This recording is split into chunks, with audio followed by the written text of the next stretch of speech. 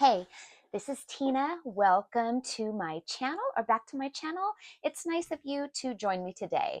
Today, I just felt like chatting. I just want to have some story time and just talk about what's been going on in my life since last year when I had gotten deactivated on Amazon and what I've done since then, how I rebounded from it, and just what that looks like, how I've added in new streams of income to that system.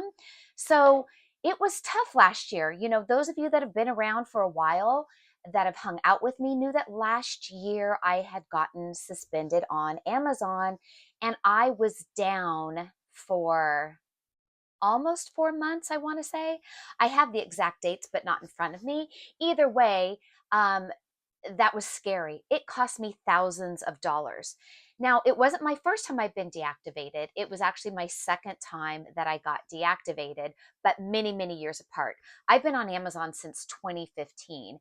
And when I got deactivated many years ago, it was just a simple mistake. So it was pretty easy to get my account back. But nonetheless, at that time, it was when I was wanting to leave my full-time job. So that was really scary and a bit discouraging because it made me feel like maybe I can't really do this full-time from my house. What you're seeing behind me is my eBay inventory. I have a huge shelf back here, and there are even totes above these totes that you can't see in this frame. So last year when I got deactivated on Amazon, it was for violating the Amazon bundle policy. And bundles is something I've been doing on Amazon since 2016. And that has changed over the course of the years in what was allowed, what wasn't allowed, and Amazon decided to do this mass deactivation, random people, and we determined it was probably people that were doing bundles of food items, but we're still really not sure. I had only had one bundle item in my account that technically really did violate Amazon's policy, I suppose, and another one which did not. So during that time I got deactivated, it cost me, not counting the income I made, I'm just talking lawyer fees, removals, it cost me $12,000 to $15,000. It was $10,000 alone in removing my inventory. So that was tough. I'm not going to lie. I am thankful that during that time, and actually before getting deactivated, that I had decided I wanted to have other streams of income. So I was already doing YouTube, which I make really nothing from YouTube. My channel just isn't that interesting to most. So I do this really for fun, and it's just an outlet, and I've made friends. I started doing some business coaching for newer sellers that didn't know how to create listings, how to do their images. These are things that I am actually really good at, as well as managing a few accounts' advertising campaigns, which is something else I'm pretty good at. So I was making money there and still am. That kept me afloat. I always knew how to do eBay, so I decided to just dive in eBay head first, hence all of this stuff behind me. Now, this has always been my Amazon working room, so it got a little transformation because now it became an Amazon slash eBay slash Walmart room. That's what it currently is. Now, of course, when I lost my Amazon account, I really thought I was never going to get it back. So my options were hustle hard, girl, and figure something else out, or go back into the workforce, which is something I did not want to do. I'm currently sitting on a really long table that I use to do Amazon and eBay, or Amazon and Walmart shipments on, as well as pack and prep our inventory that's going out. So to make a long story short about my Amazon deactivation, I did get it back. But after I got it back, I was too scared to do it. Amazon put the fear in me. I mean, 4 months after being out of business, then getting back into business, all that money I lost on removal fees, I swore I was never going to send in another shipment to Amazon again. And I didn't for a very, very long time. I did not send in my first Amazon shipment until March of this year of 2025. And it was a very small shipment. In fact, I still send in very small shipments weekly because I still am building a trust with Amazon again. I don't know that we can ever totally trust Amazon, but I've changed the type of inventory I am selling on Amazon. Some of it was stuff I used to sell before, but my approach is very different with Amazon. I'm treating it in a different way. I also now have a Walmart selling account because of my deactivation. And I've been learning Walmart and I've been growing Walmart. And so far, I've been liking Walmart. There are some new great tools out there that are helping me with Walmart. And I've now gained knowledge there as well. What I added was a lot of eBay. I got to tell you, I really love eBay. My profit margins are a lot better than they are with Amazon and Walmart, and I forgot that. The downside to eBay is all this crap in your house or your garage or wherever you keep it. But we're making that happen. I'm lucky I have a designated space where I can keep all of this stuff and not have to look at it. I don't have the luxury of having a warehouse, but I do have a big enough home, and I have a really big room here that I use just for my business, and it's a room I can shut the door to. So getting back into eBay, learning eBay has been fun. We love treasure hunting. We go out to the Goodwill bins every week. I have been shopping Goodwill online auctions. We have auction site here in our city called Nellis Auction, which I also love. So we have a lot of ways of gaining inventory.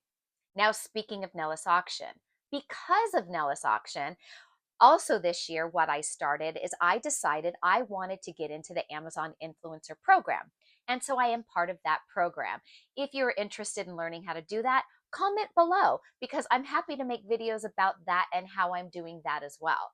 So I got accepted into the Amazon Influencer Program, and we make videos of products that we already own, that we even buy at Sam's Club or Walmart that happen to be sold on Amazon.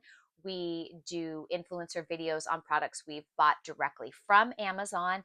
And the beauty of Nellis Auction is Nellis Auction for me in my city is all Amazon items that are liquidated or customer returns, whatever the reason. And when we are buying things on Nellis Auction with the intent of selling them on eBay, we go ahead, make sure that listing is still on Amazon. And if it is, we now make an influencer video for that on Amazon. So I'm kind of double dipping. I'm getting the item at a very low cost, cheaper than what it cost on Amazon. I get to make an influencer video on it, which earns me commission, and I get to flip it on eBay. Some items I'm buying at Nellis Auction are just for personal use. I've also added in TikTok to the game. I never really did TikTok. I thought it was for young people. I just really didn't care about TikTok. And honestly, I'm doing a lot of other things. But now I've really learned that there is an opportunity to make money in TikTok as an influencer. So what do? Those same videos I make for Amazon Influencer, I can upload also to TikTok to generate sales there as well. So every day now, I've been making quick little videos to post on Amazon and TikTok. It takes me less than an hour a day, and I find it fun. It allows me to be creative. So I've now got all the tools, like this new little lapel microphone that I have. And this little lapel microphone, I did an Amazon influencer video on, and it produced for me in my very first month of Amazon influencer over $80 of income. It's crazy. And it was only like the third video I ever made, and it wasn't even that good. So part of the reason I'm making this video is to tell you that don't have all your eggs in one basket. Don't put everything in Amazon. I had heard that from the beginning of my selling journey when I got into Amazon in 2015, when I would watch people on YouTube saying to diversify, diversify, diversify. So I did. I thought, it's not such a bad idea. Not only that, I was getting burnt out. When all you do is one thing, eBay, eBay every day, it gets a little boring. Then it feels like a regular job.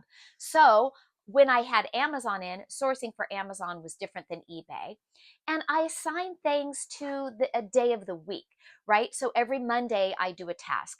Every Tuesday I do a task. So for instance, today for me is Wednesday. Today I call Walmart Wednesday. So today I focus on finding things that I can sell on Walmart. Or if I already have those things purchased and in my home, then I'm doing the shipping for Walmart. Whatever it is, Wednesdays is for Walmart. Then if there's time left over, I may film a video like I'm doing right now, because today I didn't have too much to do for Walmart. Now tomorrow is Thursday, And Thursdays, I focus on eBay. Tuesdays, I go out sourcing for eBay in the morning. I spend 2 hours outsourcing for eBay inventory. When Thursday comes around, Thursday, I spend the time focused on creating those listings for eBay. Therefore, it gives me variety. I need variety or else I get bored. Things feel mundane. It feels like having that traditional 9 to 5. So, for me, having a variety of income streams works on keeping me interested, engaged, and not getting bored.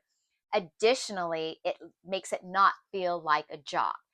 I also like structure, so that's why I assign things to a day of the week. So when I do my eBay listings tomorrow, and I get all of those done, if there's time left over, I'll hit a thrift store. I'll make sure that I'm online bidding and buying those things on auction so I keep having inventory coming in for eBay. Friday, for any of you that have followed me for any length of time, know that I call it Finance Friday. Been doing it for years. On Fridays, I make sure I catch up my spreadsheets, analyzing my income. I do my personal finances. I do my business finances. And at the end of every month, I analyze which platforms brought me in what, how much time did it take me to do those things, and the ones that I'm growing. You want to see, I want to give something a year, right? So if I'm going to give TikTok a year, Amazon influence, I want to give it one full year. So at the end of that year, I can analyze how did it do month by month by month. And at the end of the year, analyze, is it growing? Do I want to keep this revenue stream or get rid of it because it doesn't serve me well and I at least gave it a year, right? So Finance Friday, I spend time focusing on that. If I have to run to the bank or do anything finance related or money related, I want to get that done. And that doesn't take me all day. So once those tasks are over, if I need to make phone calls, if I need to make orders, anything that's related to what we would call like clerical work or office work, I try to get those things done on a Friday. So time blocking is something else that has served me well. The last thing that has served me well is sense of community. I have created my own mastermind group of friends that I have made over the years on Facebook or people on YouTube that have reached out to me. And I have my little mastermind groups. Friends that are also doing Amazon influencer or TikTok, selling on eBay, selling on Amazon, people that I can talk to and say, hey, I got an IP complaint on this, or I now can't sell this listing because it's requiring transparency codes, things that you just want to bounce ideas off of with friends. So if you've ever been deactivated, or if you are putting your all eggs all in one basket, or if you just get bored, take my message to you with a grain of salt, do with it what you will. But I just wanted to take a quick minute to just blab. So thanks for watching. Please click that like and subscribe and that notification bell if you want to keep following me. And thank you for hanging out with me today.